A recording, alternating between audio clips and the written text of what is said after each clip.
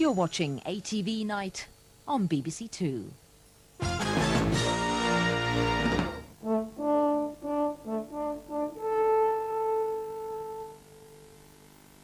After a particularly difficult board meeting at ATV House, Lord Grade was asked why he was looking so glum. I get depressed at times, he said. I get depressed when people are slow making up their minds about what I want.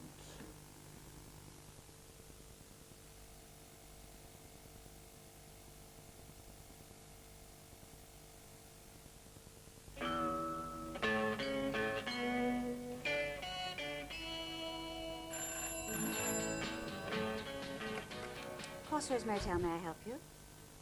Yes, that's right. We're open again, just for one night, to celebrate the life and works of Lord Lou Grade with a veritable feast of entertainment. Yes, it is an exciting evening, though sadly marred for me at least by the imminent arrival of Adam Chance, the husband who I've not seen for several years. Thank you for your inquiry. It's been a long time, Joe. Adam, No, don't say anything. Just let me look at you. Adam, You haven't changed a bit. Adam, I have to tell you, you've called at a bad time. As you can see, we're very busy. Too busy to talk about this. What is it? It's our future, Jill. Yours and mine. Yes, that's all you ever had to offer. A future made of modular plastic units that come apart as easily as this. That's your final word, is it? After all these years? Yes, Adam. I'm afraid it is.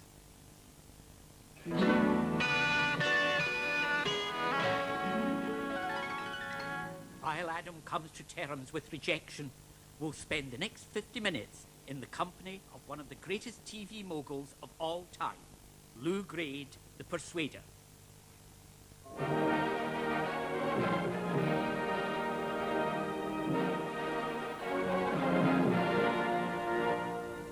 Lou's larger than life, although I doubt if he's even 5'9". He never eats butter. He gets up before the rest of the world. He smokes cigars bigger than himself. He was a mogul, I must say, and he really was Mr. Television. For people who know Sir Lou, the one thing when you're with him in company is never to wear a brown suit, because he does tend to pick you up and light you. Lou doesn't smoke cigars. He smokes cigars. And I said, how many cigars are you smoking? He said, oh, my doctor told me to cut down to 7 a day. When you decide to do a production of major significance, it's the quality and the idea of the project that counts, not what is it going to cost. That you face afterwards. I have learned a great deal from Lord Grade, my Louis. I have learned humility. I have learned how to be a star. And I have learned the Charleston. He's got a star, breaks up every party. Hullabaloo, don't care what you do. Don't bring a Lulu. What Lou gave television was fizz. Fun. No, fizz. Lulu always wants to do what the boys don't want to do. When she struts herself around. You've ever seen him get on the table and dance his Charleston, and I've seen him do it a couple of times after the age of 70. You know that the man's larger than life. True. He is a figure completely unlike any that you'll find again in this business.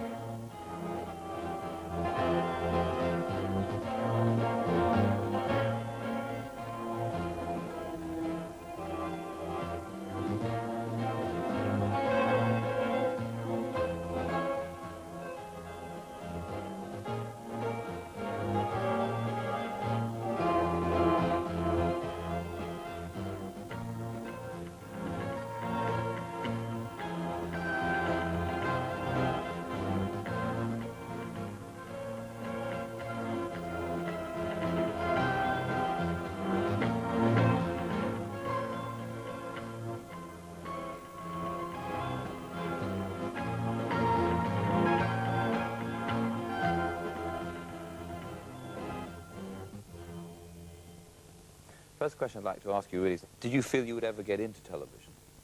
I had no idea at all. Because you were a man of the theatre, really, weren't you? I was just involved in theatre and booking talent. I love talent. Love talent of all kinds. And at what point did you wake up one morning and say, I'm going to go into television? I had a telephone call from a man, a friend of mine called Mike Nidoff, an American. He said, have you seen the Times this morning? I said, I don't even read the Times. Why? What's in it? He says that applications for commercial television. I said, I've been hearing all about that. You're going to find 3 million. Where have I got 3 million? He said, if you can raise 1 million, we'll raise the 2 million. Then I called Val Parnell. Val at that time ran the Palladium and all the He ran all the principal theatres in this country. I said, Val, you're in the television business. And we called the company ITC. And you failed in your application, didn't you? You put the bid failed in. in our application for one reason only. There was a big campaign to say that we controlled all the talent. Now your Lou Grade's connected to your Leslie Grade, and together they made an organization they call Grade, and brother Bernie's plying the same trade. Them Grades have got it made. This was because you had the agency at the time. Which handled Laurence Olivier and John Gielgud and Ralph Richardson, including all the great big orchestras like Billy Cotton and his band. You don't think there was an element of snobbery in it, that they felt that this was kind of showbiz? No, I don't think so. No, I don't think so. They really felt we had too much control of the talent. Stem lights, stem lights, stem bright lights, stem lights, stem lights. The Grades made them lights, stem lights, stem bright lights, stem Grades have got it made. And then they gave the license to the Norman Collins Group, which included C.O. Stanley of Pye, but the city and the investors didn't have confidence in their program-making ability. So the IPA called me and said, look, would you go in partnership with them and be responsible for all the programming? And that's how ATV was formed. Now your Lou Grade's connected to your Leslie Grade, and ATV is connected to your Lou Grade, and together they made an organization they call Grade. And when Lou left the organization, Les stayed. Through him the Shadows, Frank Highfield and Cliff Richard get paid, and the Palladium is the place which they have all played, which is owned by ATV, which is Lou Grade, and ATV owns Pye Records, who do a fine trade. And the Daily Mirror's Hugh Cudlip is on the board of ATV, sitting near to Lou Grade. And they invited Max Aitken of the Daily Express, and he came and he stayed. And all this has been achieved in just 2 decades. Them Grades have got it made. Yeah!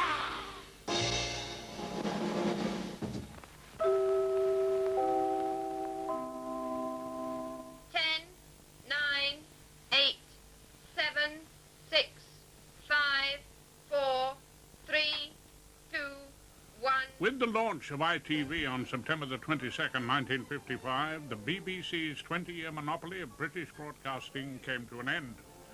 Commercial television would bring with it a brash new style to which no one was more suited than Lou Grade, and soon his instinct for business and his eye for talent would begin to reap large rewards. The first gamble you took really was to commission your first program, which was Robin Well, what Hood. happened was, when we were told we didn't have the license and that we had a production company, I met a woman called Hannah Weinstein. And she said, I'd like to do a series on Robin Hood. I said, I like the sound of that. How much are they going to cost? They said, £390,000. I said, okay, go ahead.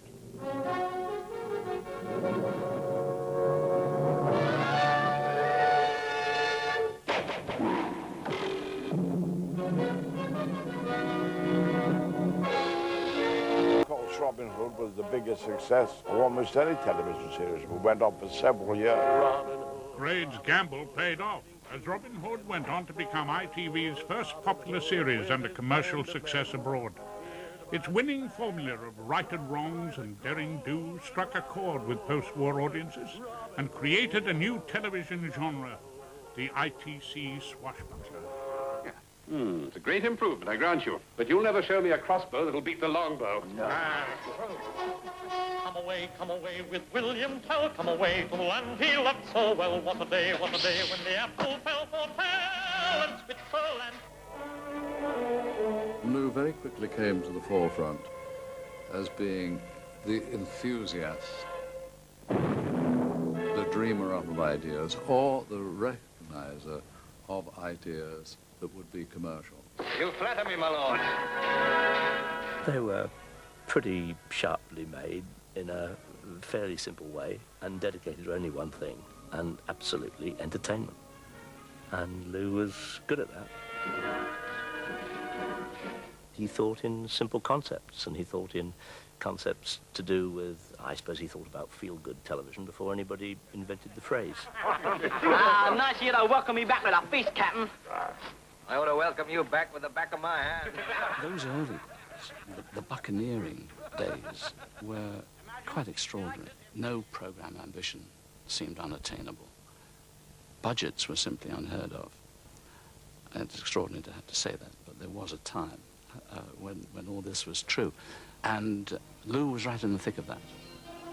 But while Grade ruled the high seas of international sales, back home he faced constant battles with his ITV rivals.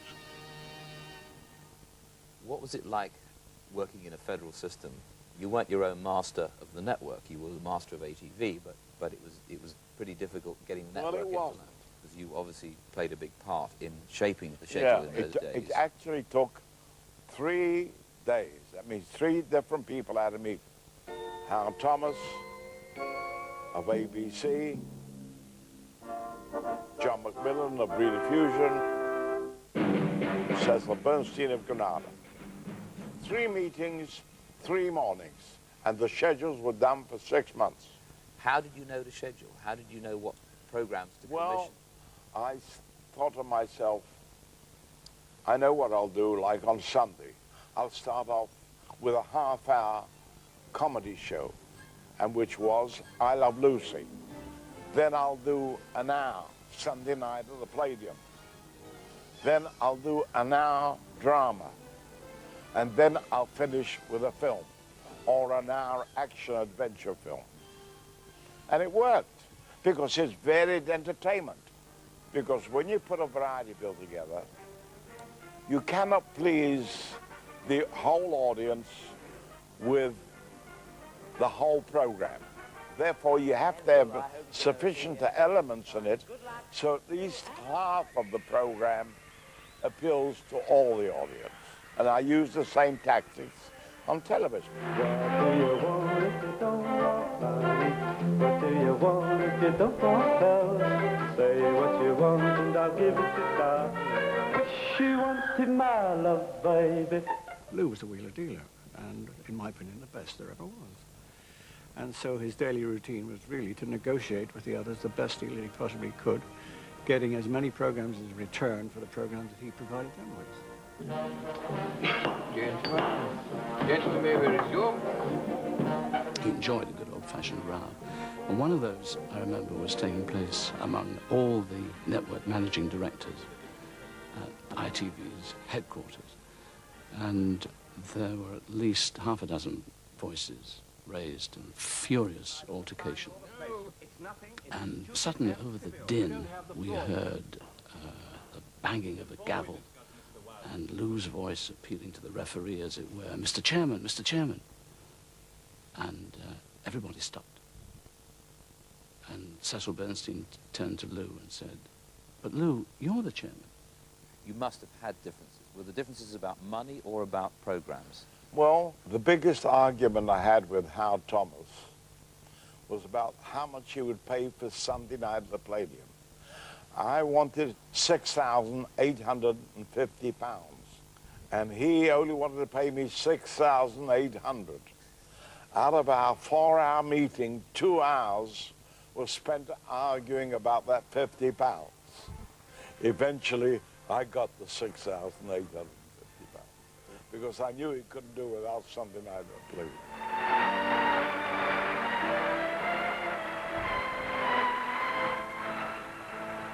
Here, suddenly, ATV was introducing the American style of the same program every week at the same hour so that people could make a regular habit with it. And they made a regular habit with Sunday night at the London Parade.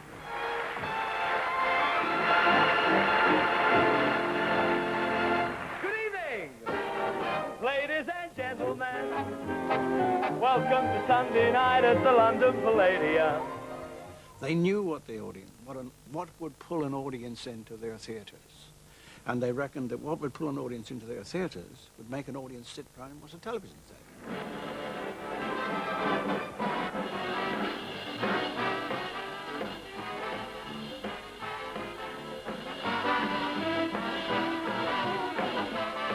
It had gloss, glamour, it had dancing girls, it had game shows right in the middle of it, so that if you didn't like variety, you usually liked the excitement of Beat the Clock. Good, that's one. Well done. I saw Beat the Clock in America, which was a whole half-hour show. 2, good, good. Now, easy does it. I thought if we could adapt that for about 12 to 14 minutes, and that's what happened. Don't be impatient. Good, take it easy. Easy now. Beat the Clock was the center stone. Oh, what bad luck. Well, oh, goodness gracious. Well, that's the nearest thing I've ever seen. And it was #1 in the ratings. I mean, for as many years as it was on. It really is. Lou had made a puppet act very popular in England on Sunday night at London Palladium, Toppo Gigio. Music, please. Oh, that's better. And a couple of years later, they were short of a top for the London Palladium the following Sunday, and this was like Friday.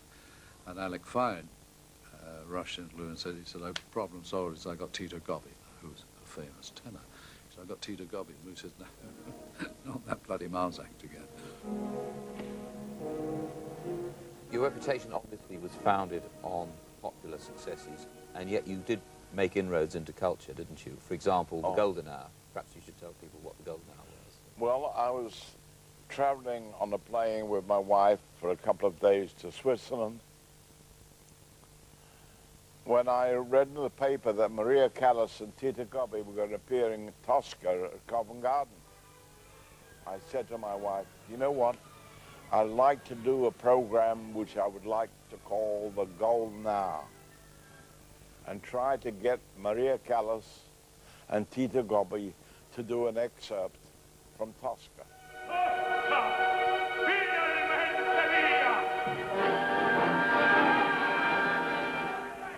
I then offered it to the network, and the network said, no, it'll get no rating. We'll get no advertisers. We can't afford it. I said, okay, I'll get the advertisers. I went to the chairman of Unilever, I went to the chairman of Beecham, I went to the chairman of some of the leading advertising agencies. I said, I want you to advertise in this program. It won't get you any ratings, but it'll get you great prestige. And sure enough, they all advertised it. Then the network took the program.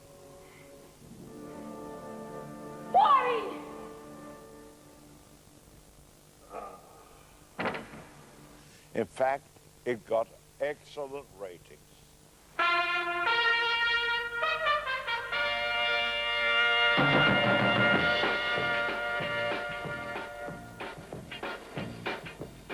You also had a great record in drama, too. Yeah, Probation Officer, Playmakers, The Power Game. The Power Game was really the forerunner of Dallas.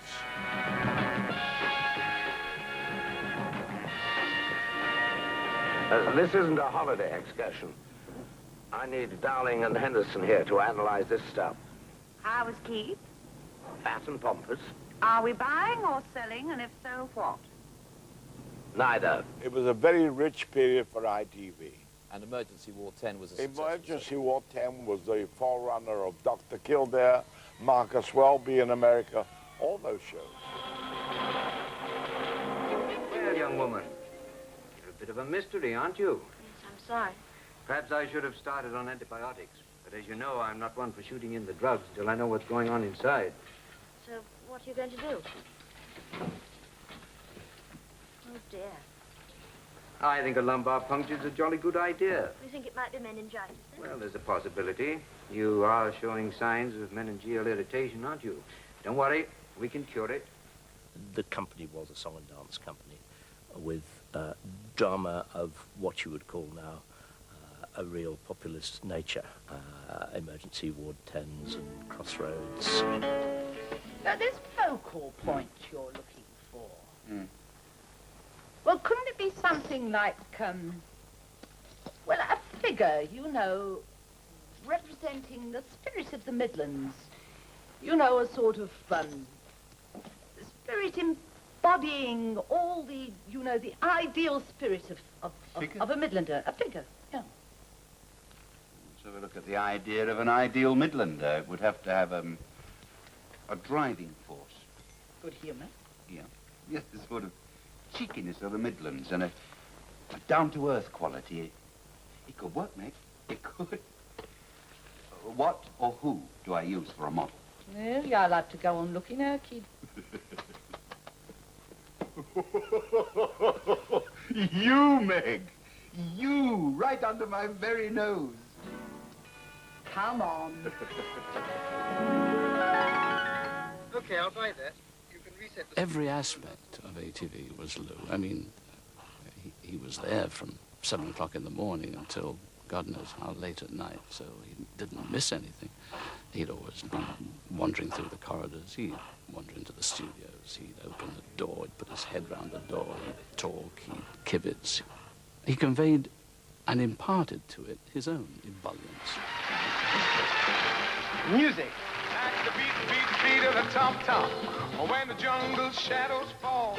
Millie. Hello, lovey. The company, as soon as you joined it, you knew it was a song and dance company. Let me hear a bit of it. Well, hang on a sec. Here it comes. Hold on, because I have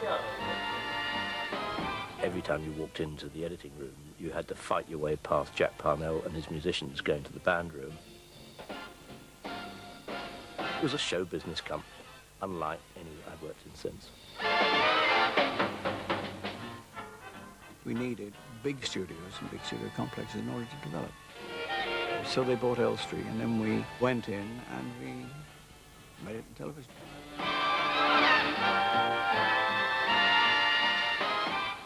At this point, really, with the big Elstree studios, you then start to look abroad even more, and you start with an enormous run of successful sales in the United States. Yeah. Selling action series to America was like coals to Newcastle, really, wasn't it? Yes, but I gave them different surroundings, different areas, and of course they were a little bit cheaper. I must have sold 30 or 40 series there. Every government has its Secret Service branch. America, it's CIA, France, Deuxième Bureau, England, MI5. A messy job? Well, that's when they usually call on me or someone like me. Oh, yes. My name is Drake. John Drake.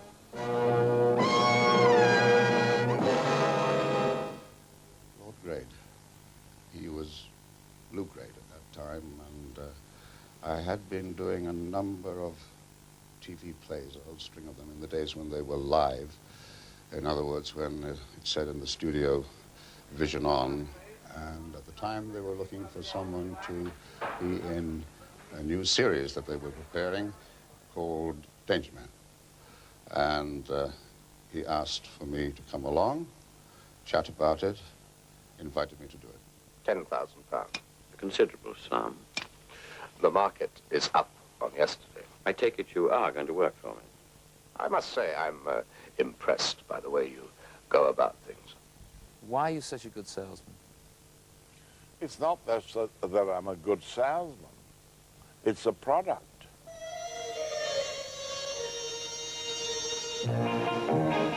Lou has a very canny sense of what the public will buy. And I read a script that I thought was awfully long for a half-hour series. wasn't until I got to the press conference when Lou was announcing we were going to make 13 or 26 or 39 or something of the Saint hour shows. And I said half hour, and he said hour, and I said half hour. Bob Baker grabbed me and said, he said, these are hours. I said, I thought the script was well padded. Comes the producer's wife. What shall I say? Come, darling. I want you to meet the most fantastic man. I told you about him. John, this is Simon Templar. It wasn't real, it was glamorous. My hair was never untidy. The ladies always looked nice. You know, the sets were nice. But the farthest we ever got was on the back lot of ABPC Elstree. And they put a rubber palm tree in front of my face and on the screen, right, Bahamas. Mind if I mess this up a bit? Go ahead.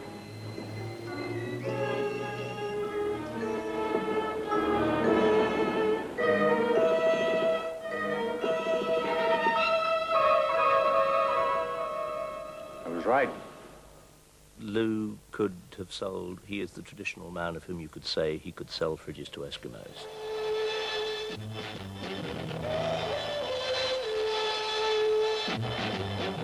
Lou would go to the States and describe a show and, I think, modify it according to the taste of his listener. Whether it's girls or guns, the Saint can handle the situation. He was going to the networks which were accustomed to taking pictures, and Lou was a pitcher on a grand scale. Join the Saint as he deals in danger, dices with death, and always surrounded by a galaxy of gorgeous girls. He certainly made America aware that there was an entity called Lou Grade and a production company called ITC. But I mean, I never gave them a script. I just gave them the idea. You're the first person to have been able to do that, and probably the only person that's still able to do it consistently. Why? It was because they were beautifully and wonderfully produced. We had great talent in this country. But really, this talent has to be used for the world international market, not just for British consumption.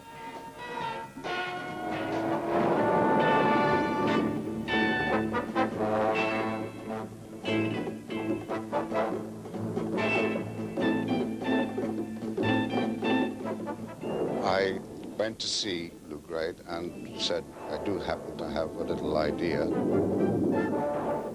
And sort of said, well, in here, Lou, we've got an outline for a story thing, a setting. Here had drawings and descriptions of things and the whole. And I think he became somewhat alarmed when he saw all these pages going by, and said, no, he said, Pat, why don't you just tell me about it for a while? So I did that. I closed up the script or whatever it was and wandered around the office, started to talk, and he listened until I'd finished. I sat down. Then he got up, puffed on his cigar, marched around a little bit. Then he turned on me and he says, Pat, you see, you know, it's so crazy. It might work. Can I help? We're not quite sure what it means. It means what it is. Brilliant. It means what it is. Brilliant. There were problems in America, there weren't there? Because there were problems. What happened was, after viewing the 4th episode, the president of CBS came over to England to see me. He said, what's it about? It's wonderful. It's tremendous, something different. But what is the story about? What happens? I said, well, the best way for me to make you understand what it's all about is for you to meet with Patrick McGowan and arrange the meeting. He went up to Wales to where they were shooting, and he was there 2 days, and came back. He says to me, I don't understand Patrick McGowan. Do you have problems with him? I said, I never have any problem at all with Patrick McGowan. He's wonderful. Well, how do you do it? I always give in to what he wants. I will not be pushed, filed, stamped, indexed, briefed, debriefed, or numbered. My life is my own.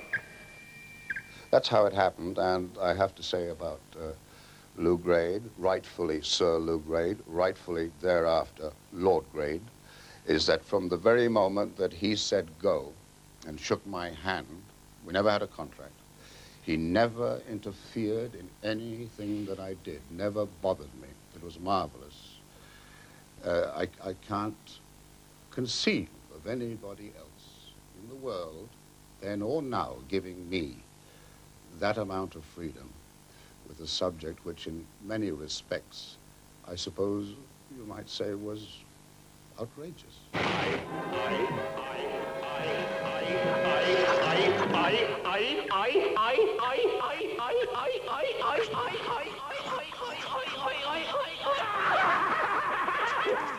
You see, he has an instinct. He has a feeling for something. I was in America, and I was very close with ABC. In fact, I would sit in when they were doing their schedules. And they said, we need a program for Tuesday, 10 o'clock. Amongst themselves. I'm just sitting there as a friend. I said, what about Roger Moore again? That is one of them. An Englishman. What do you know about him? Everything.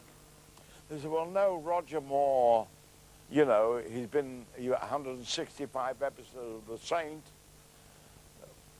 We really want something different. I said, what happens if I get Tony Curtis? As well? As well. An American. About him, I don't know everything. I said, if you get Tony Curtis, you have a deal.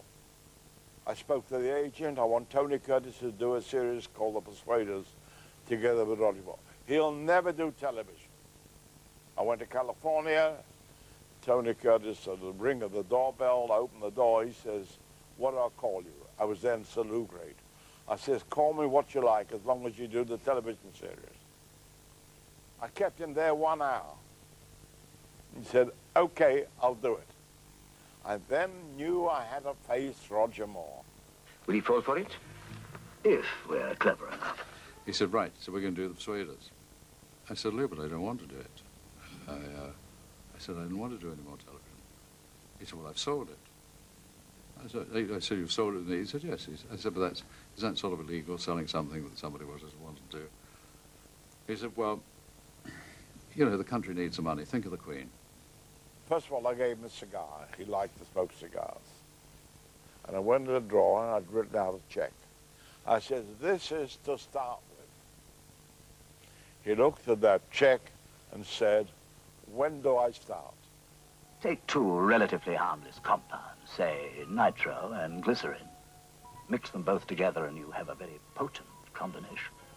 Handle it carelessly and it can blow your head off.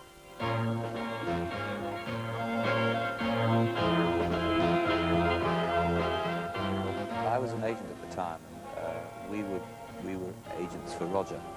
And as I recall it, he had a contract to be billed first in the series. And yeah. We found out later, so did Tony Curtis, yes. I had a terrible job. I had to do two kinds of billings. One where Roger was first and one where Tony was first. And we switched them around on episodes. But what you knew was if you tried to resolve the argument about the billing going in, the series would never have happened. Oh, never, never. Absolutely. So you took a chance. I was pretty friendly with Roger. I knew he wouldn't let me down. Right. Tony Curtis, I had to handle, but he was fine.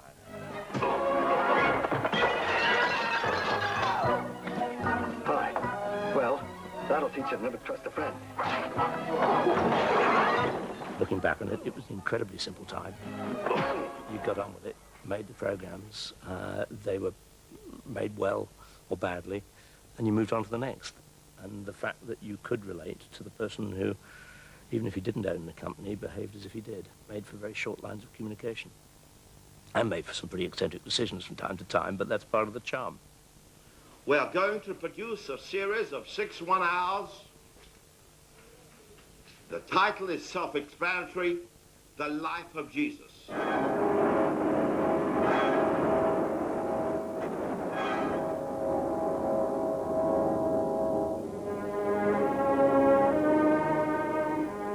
We all owe it, me first, to the absolute obstinate stubbornness of Lord Grey. Lou Grey. The best man, perhaps, I ever worked with in the movies. Did Lord Grey worry about the expense? Oh, yes, he said to Franco, remember, you are a movie director, but this is television, so you can't, how many people can you put in the television screen? You better cut down the numbers. He almost wanted me to cut down the number of the apostles, bring them down to 6. Before Jesus of Nazareth was transmitted in the States, General Motors, to whom you'd sold the show, withdrew. Why was that, and what did you do about it? Well, General Motors withdrew because they felt that being such a worldwide company, they should not be involved in a religious series. However, they paid all the money. Therefore, I got NBC to put it on, and they sold it to Procter & Gamble just for the airtime. Lazarus! Come forth!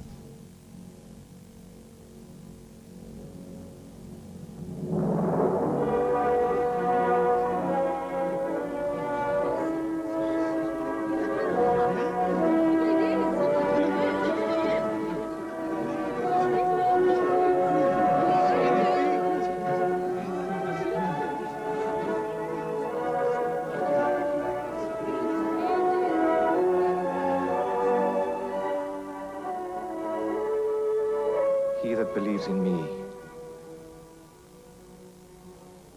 but he were dead, yet shall he live.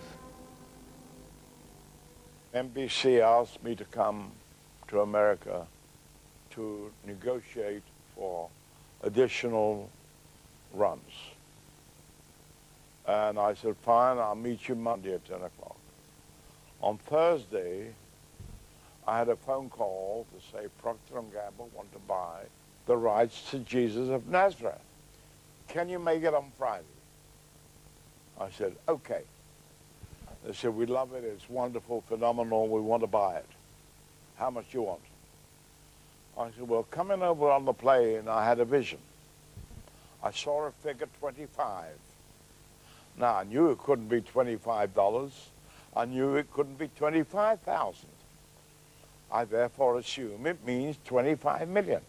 That's what I want, 25 million. They said, you must be crazy. We'll offer you $12.5 million. I said, no, I'm sorry, I saw a vision, and that's it, 25 million. They said, well, we're sorry. I didn't sleep Friday night, I didn't sleep Saturday night, I didn't sleep Sunday night, you can imagine.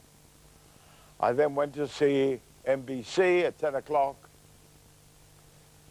and I was dying to get down to the business, but for 1 hour, how's Kathy, how's everything, you know.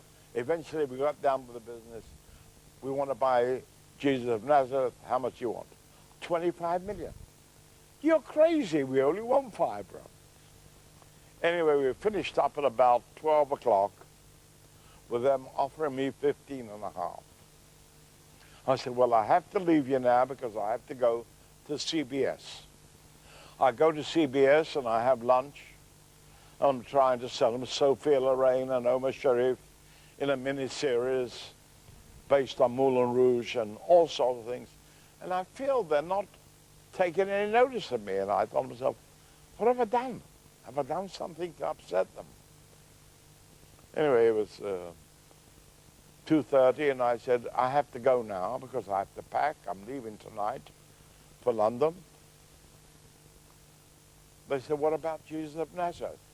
I said, you're crazy. I still have to offer it to NBC, and if they meet the price, they have it. Okay, how much do you want? I said, I had a vision, 25 million. I said, okay, when do you want to know? I said, I've got to call NBC by 4 o'clock. Fine, we'll let you know by 4 o'clock. I then called head of business affairs at NBC. I said, you've got 28 minutes. The price is 25 million. Do you get the message? He said, I get the message. 10 minutes later, the chairman and chief executive of NBC, Herbert Schlosser, called me. He says, Lou, we've been friends for 15 years. How can you do this for me? At such short notice, I need some time. I said, Herb, you've got 8 minutes left. 2 minutes before the phone rang. The president of CBS, if you'll say yes, I will pay you more than the 25 million. I said, that's not the way I work. If NBC come up with a price of 25 million, they have it. Sure enough, 5 minutes later, NBC came and they paid it 25 million. Where did the vision come from? I've no idea. I don't know where I got the figure from. And when I told the president of my distribution company in America that I got 25 million, he couldn't believe it. Just couldn't. I couldn't believe it myself. That's what's so wonderful about him. He's not this hard businessman or this corporate businessman. He's a smart businessman, but there's a lot of warmth and charm to him. Please, sir. My name is Kermit the Frog, and we read your ad, and, well, we've come to be rich and famous. We owe a great deal to Lou because for years we tried to get the Muppet Show on the air. Not the Muppet Show, but a Muppet Show. Miss Tracy, prepare the standard rich and famous contract for Kermit the Frog and Company. How did that come about? They've been turned down by every network in America. But I saw them on the Julie Andrews show. Which was your show as well? Yes. That's a great novelty. It's something different. And I approached Jim Henson and I said, I'd like to do a television series. He said, I've been trying for 3 years to get onto television in America. I said, we're going to make 24 episodes. And we went ahead. And as you know, they were a phenomenal success. We made 120 episodes, and I made 3 movies with the Muppets. It's time to play the music. It's time to fight the fight. It's time to meet the Muppets on the Muppet Show tonight. But needed somebody like Lou to really understand that there was much more with the Muppets than just for kids, that it transcended kids. Right, I'm leaving. Oh, wait, John! Oh, what's the matter? Kermit, I am not going to do some cloth-eared Mexican maraca solo. If we needed a star and we had some trouble getting the particular star, Lou was a wonderful person to go to because he knew everybody. How about this? Everybody, go down. Kermit, there is no way I'll do a song. Lord Grade, or Louis, as Moi calls him, has done everything for Moi's career, and Moi's so deeply grateful. I mean, after all, I rented this cheap set for him. That's how much Moi loves him. This stuff's crated away in a truck in a second. He's one of the breed that really took chances and takes chances. Right, I'm leaving. She's leaving. In 1976, in accordance with the then IBA guidelines, the 70-year-old Lord Grade of Elstree was forced to relinquish the day-to-day running of ATV. But rather than retire, he immediately set about carving a new career in feature films. If I can't get Glenda Jackson, I'll try to get Sophia Loren. If they hadn't made you give up that day-to-day executive role in the running of ATV, I'd have still loved it. Would you have stayed in television and not gone into films?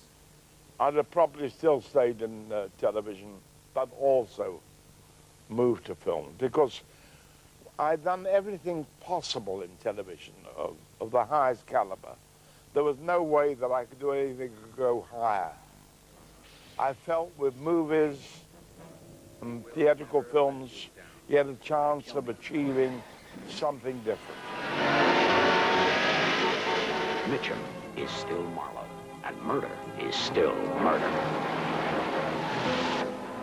In Raymond Chandler's The Big Sleep. He had this wonderful, slightly irritating habit, for example, of phoning me always at 7 o'clock in the morning.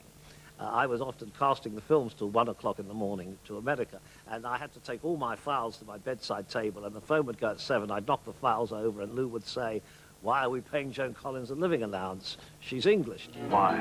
Why? He's crazy. I said, "Well, Lou, she's living in America. She doesn't have an English home at the moment." Shut up, Agnes. Joan Collins is Agnes. Blackmail's her business. nothing better, I think, than to invent large star-studded casts for huge improbable projects. And James Stewart is the general. The fact is, Lew was trying to operate as an early Hollywood-style producer and mogul from a rather curious address in W1.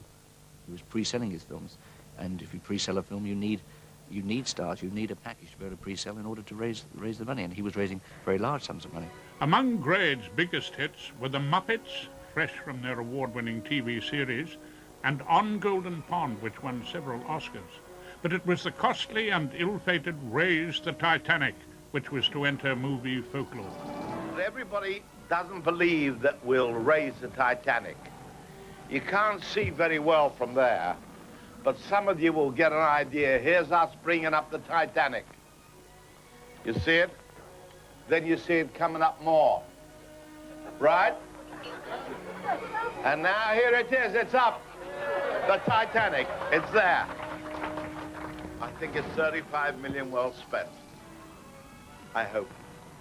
The press kind of turned a bit. They used the Titanic against you, didn't they? Yes, because there was tremendous amount of publicity about the cost of the film. Sure. The problem was that I got a very famous, noted director who'd won numerous Oscars, and he built the Titanic, and there wasn't a tank in the world large enough to hold it. So we had to find a place in Malta next to a smaller tank, and they told me it would be finished in January. The only mistake they made is they didn't tell me which January. So I had all those costs, all the crews, all the staff, the directors, equipment, everybody standing by. Isn't that a beautiful son of a bitch? It would have been cheaper to lower the Atlantic.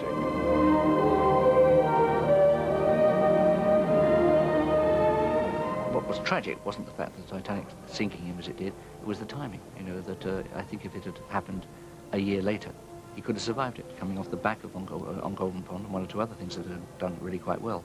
It was the timing that was so cruel. Raise the Titanic's disastrous box office helped Grade's parent company ACC lose over £26 million. It was then that a power struggle began with his former ally, the Australian businessman Robert Holmes à Court. Robert Holmes à Court became a shareholder in Yes. ATV, and you and he formed a very close relationship at that time. Was it a question that you needed him? No, he wanted to buy the company. And he said to me, I want to buy your controlling voting shares. I said, how much you want to pay? He told me, I said, you have a deal, and I shook hands. I thought he cared about people, and I found out later that he only cared about one thing, money. And as far as I was concerned, money was the last thing I cared about. It was then, in spite of the fact that I had a further 3-year contract, I said, look, Robert, I don't want to stay with the company. Ever since the catastrophe where ATV was lost and ITC was lost and ACC was lost and he lost control, I've never heard him say one word about that which could conceivably have been held up as a quite justifiable element of sour grapes, regret, just general, the sadness of it all. Looking back and seeing you lose control of the company that you had built up, if it were me, I would be very angry and bitter. And I never was. I felt sorry for the people that it got rid of, but I was happy in doing what I wanted to do. You're a very forward-looking person. I love the entertainment industry. I love people. He still has ideas. He still has chutzpah. I mean, who else would have thought of turning Barbara Cartland's novels into television films? I mean, who else might have wanted to? But that's not the point. It was a terrific idea, and he sold it. You know, people are buying those films.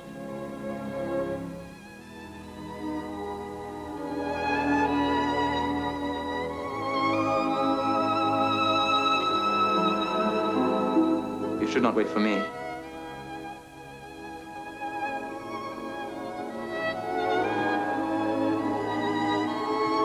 should not. But I shall.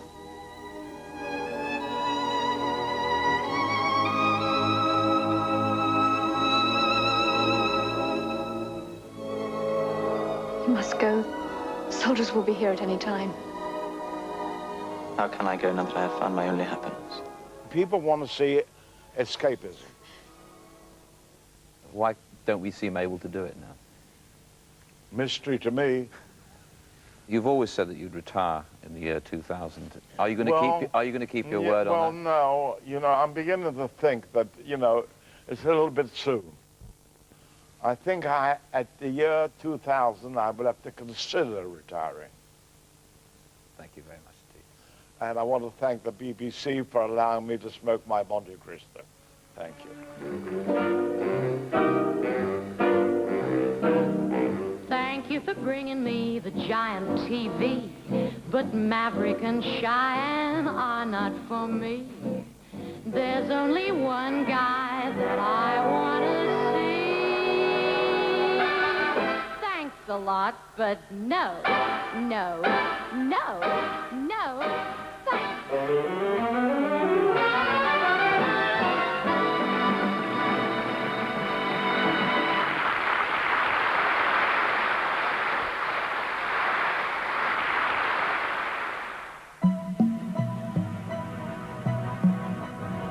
Stay tuned to ATV on BBC2.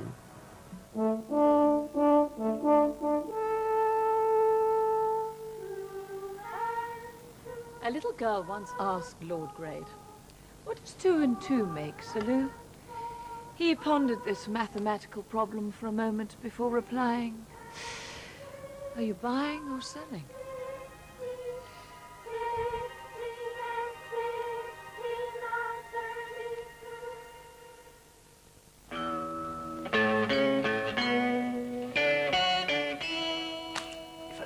Listen to me for a moment, Jill. You listen to me, Adam Chance. You walk in here, the husband whom I haven't seen for several years, on the one night that Crossroads is reopening, just to celebrate the life and times of Lord Grade. Think about our future, together. The only future that I want to think about is the rest of this evening. And that's all the future you want to talk about. For the time being, Adam, to be absolutely frank with you, Adam, yes, Adam, it is. It is a lie, Jill, and you damn well know it. Is it, Adam? Is it? Listen, Adam, I am going through there now to join the talented Craig Ferguson as he makes one final pitch for the last action series. And if you've got one scrap of decency left in that debonair suit of yours, you will just get out of here, and this time you'll stay away for good. I could kill you sometimes, Jill. I really, really could.